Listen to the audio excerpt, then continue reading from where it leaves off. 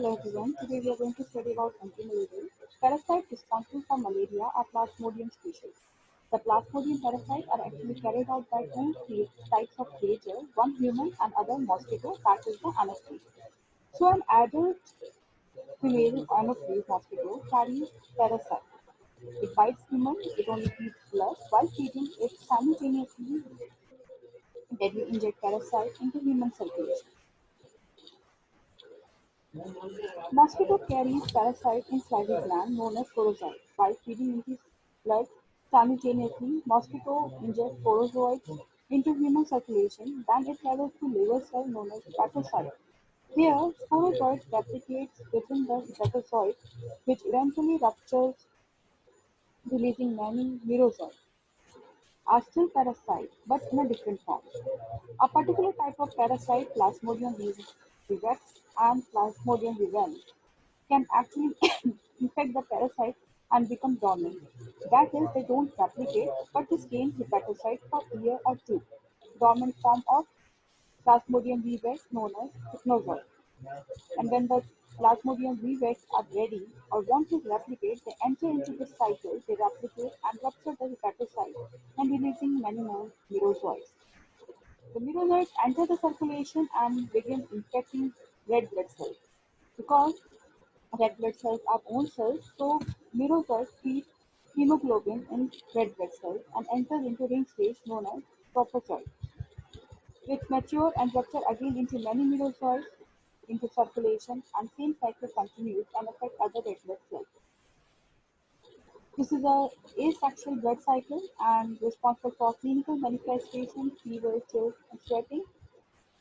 From the ring stage, some parasites will differentiate into sexual stage, that is male gonatocyte and female gonatocyte. Then when another Anopheles mosquito comes along, this other Anopheles non-infected by the way, when this uninfected mosquito bites a human for feeding, it will suck up at the same time the gonatocytes, male and female. The gonatocytes enter the mosquito's stomach and form the zygote, develop into oocyte, which grows and rupture and releasing sporocytes, and this will make their way to the mosquito salivary gland. Inoculation of the sporocyte into human host in the life cycle. This is the life cycle of malaria. Now come towards pathogenesis. If we see, spleen of the human is responsible for killing damage to red blood cells among many other things. So we can have no more red blood cells and also have the infected red blood cells infected by merozoite in the asexual cycle. Splenic macrophages have a central role in sensing and phagocytosing these infected red blood cells, and they are exposed to high number of parasites in the process. As a consequence, these macrophages kill many red blood cells which lead to anemia, but also lead to the production of large amount of pro-inflammatory cytokines, tissue necrosis factor alpha, interleukin 1 beta. Two ways that the pro-inflammatory cytokines are released: macrophages and monocytes are exposed to parasite causing release of cytokines. Second one is splenic macrophages eating infected red blood cells causes release of cytokines. These pro-inflammatory cytokines release in a cyclic manner. These cytokines cause fever. Also, also causes impaired erythropoiesis, which contribute to the anemia we see in malaria. Macrophage and monocyte TNF alpha interleukin 1 beta also release interferon gamma, which takes up to next B1, which occurs in malaria infection. Actually affect the blood cells, such as brain, lung, placenta, kidney. Parasite can infect red blood cells, actually causes red blood cells to express surface protein.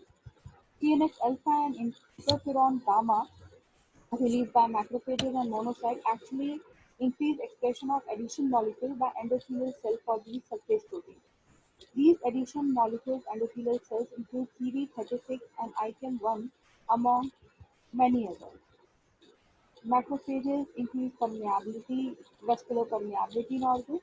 Depending upon the location of organs, these addition molecules express differently in like in brain it's CD36. In an infected RBC, if an infected RBC that the red blood cell does not bind to adhesion molecule on endothelial cell, it will be cleared by macrophage. But if an infected red blood cells adhere to an adhesion molecule on the endothelial cell, it will trigger coagulation by activating thrombin. So essentially, it will create clot and lead to tissue inflammation and disruption of endothelial barrier, which will cause leukocyte infiltration in the tissue. Obstruction in vessels in brain and local inflammation leads to cerebral malaria, which is fatal. In the lungs, obstruction in vessels and local inflammation leads to acute respiratory disease. In the placental pregnant baby, obstruction in vessels and local inflammation leads to placental malaria, which is also fatal. In kidney, caused by anemia, tissue inflammation and coagulation process leads to renal impairment and metabolic acidosis, and all cause hypoxia. Now we have studied about malaria, and now we are going towards the antimalarial drugs. These are drugs used for prophylaxis, treatment, and prevention of relapses of malaria. Classification: 4-aminoquinones, chloroquine, amodiaquine, tetraquine, quinolone, methanol, metrocinin, cinchona alkaloid, quinine, quinidine, bigranate, progranil, chloroguanide, chlorprogranil, diaminopyrimidine, trimethamine, 8-aminoquinoline, quinoline, phenolquinine, black quinine, quinine, and sulfonamide and sulfon,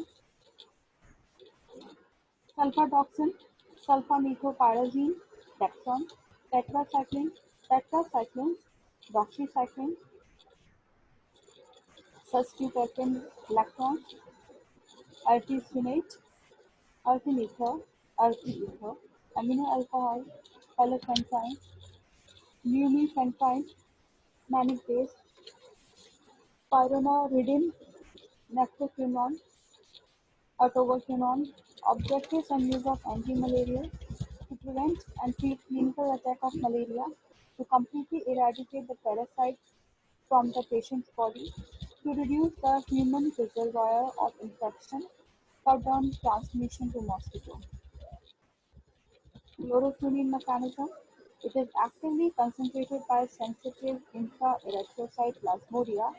Higher concentration is found in infected RBCs. By accumulating in the acidic vesicles of the parasite and because of its deeply basic nature, it raises the vascular pH and thereby interferes with degradation of hemoglobin by parasitic lysosomes. Polymerization of toxic heme to non-toxic parasite pigment hemozoin is inhibited by formation of chloroquine heme complex. Heme itself or its complex with chloroquine that damages the plasmodium membrane. Clumping of pigment and changes in parasite membrane follow. Mefloquine is another one. It appears to bind to heme and the complex damages membrane of parasite.